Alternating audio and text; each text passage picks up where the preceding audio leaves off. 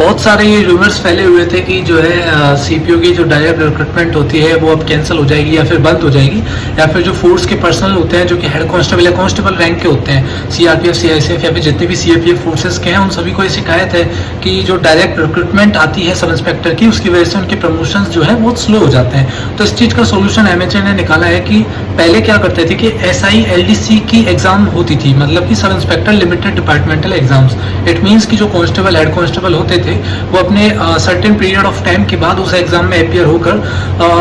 30 या 20 साल बाद इंस्पेक्टर ना बनने के बजाय सीधा उस एग्जाम में अपियर होकर डायरेक्ट सब इंस्पेक्टर बन सकते थे। पर अब जो है एसएसबी के अंदर ये नोटिस आया है और उसमें ये लिखा हुआ है भी कि एएसआई मतलब कि असिस्टेंट सब इंस्पेक्टर की भी एलडीसी एग्जाम्स अब से स्टार्ट किए जाएंगे। इट मीन्स कि जो असिस्टेंट सब इंस्पेक्टर की पोस्ट है उसके लिए भी एलडीसी एग्जाम चलेगा और सब इंस्पेक्टर की जो पोस्ट है उसके लिए भी एलडीसी एग्जाम चलेगा। उस नोटिस में ये भी लिखा हुआ है कि सारी सीएपीएफ जो है असिस्टेंट सब इंस्पेक्टर के एलडीसी एग्जाम को ऑर्गेनाइज करेंगे, इट मीन्स कि कंडक्ट करेंगी। तो जो कहते हैं कि इस वजह से सीपीओ की भर्ती लेट हो रही है, फिर सीपीओ की वैकेंसी कैंसिल हो जाएगी, तो आई डोंट थिंक कि ये कुछ इसका रीजन होगा। अगर ऐसा रीजन ये होता भी है तो इसका सॉल्यूशन ऑलरेडी आ चुका है, कल ही जो है नोटिस आया है, मैं वो नोटिस भी यहाँ पर लगा दे रहा हूँ। तो आई डोंट थिंक कि चीज़ें अब ज़्यादा डिले होंगी और सीपीओ में अगर ये रीज़न था सीपीओ के डिले होने का तो ये रीज़न का सॉल्यूशन भी हो चुका है। तो मेरे को लगता है कि अब सीपीओ का रिजल्ट जल्दी आना चाहिए।